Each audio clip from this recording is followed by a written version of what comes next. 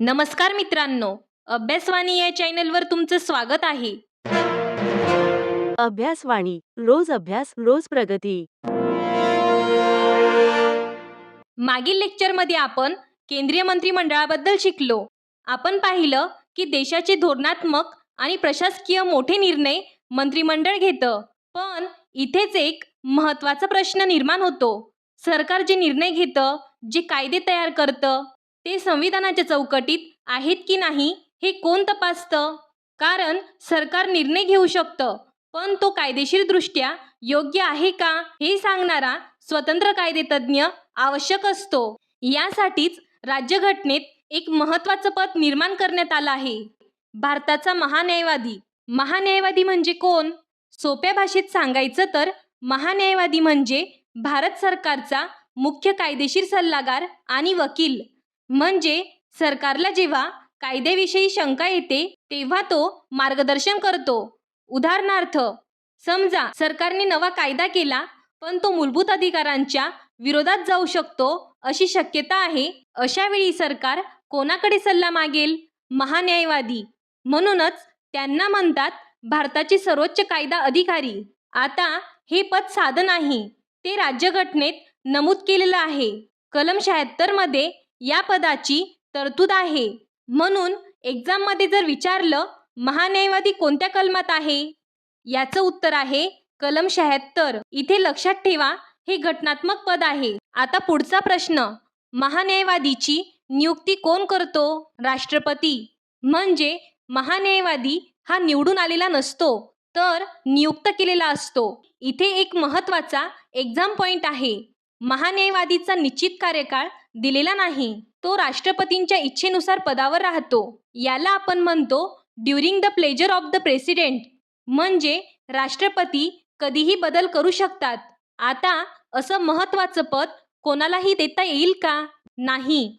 महान्यायवादी होण्यासाठी व्यक्तीला सर्वोच्च न्यायालयाचा न्यायाधीश होण्याची पात्रता असावी. म्हणजे महान्यायवादी हा भारताचा नागरिक असावा, 5 वर्ष उच्च न्यायालयाचा न्यायाधीश किंवा 10 वर्ष न्यायालयात वकील किंवा प्रख्यात कायदेतज्ञ असावा. यातून एक गोष्ट स्पष्ट होते, हा अत्यंत अनुभवी आणि वरिष्ठ कायदेतज्ञ असतो. आता आपण त्याच्या मुख्य कामाकडे वळूया. राष्ट्रपती किंवा केंद्र सरकारने विचारलेल्या विधिविषयक प्रश्नांवर मार्गदर्शन करणे. म्हणजे सरकार निर्णय घेण्याआधी कायदेशीर मत घेतं.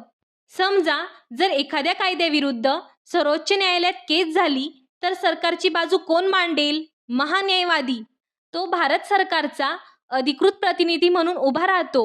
कधी कधी राष्ट्रपती सर्वोच्च न्यायालयाकडे एखाद्या विषयावर मत मागतात, त्यावेळी सरकारचे प्रतिनिधित्व महान्यायवादी करतो.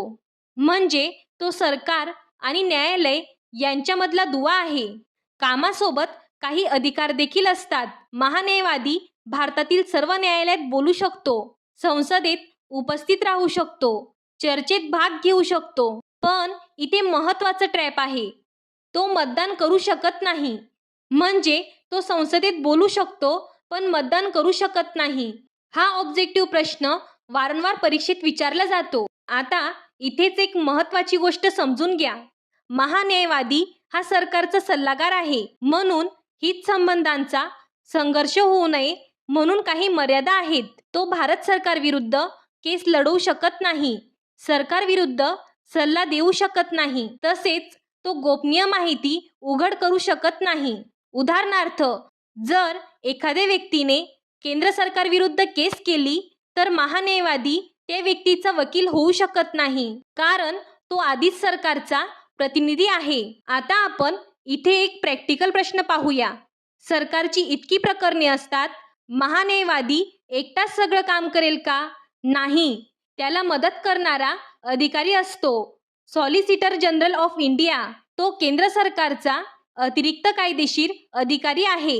इथे एक महत्त्वाचा फरक लक्षात ठेवा. महान्यायवादी हे घटनात्मक पद आहे, पण सॉलिसिटर जनरल हे घटनात्मक पद नाही.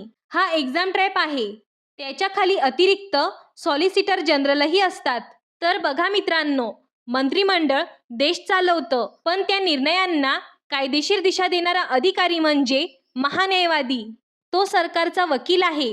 पण संविधानाचा सन्मान राखणारा देखील आहे. म्हणूनच तो सरकार आणि न्यायव्यवस्था यांच्यामधला दुवा आहे. आता आपण थोडक्यात समजून घेऊ. तर बघा, सरकार निर्णय घेतं, पण त्या निर्णयाला कायदेशीर दिशा देणारा अधिकारी म्हणजे महान्यायवादी.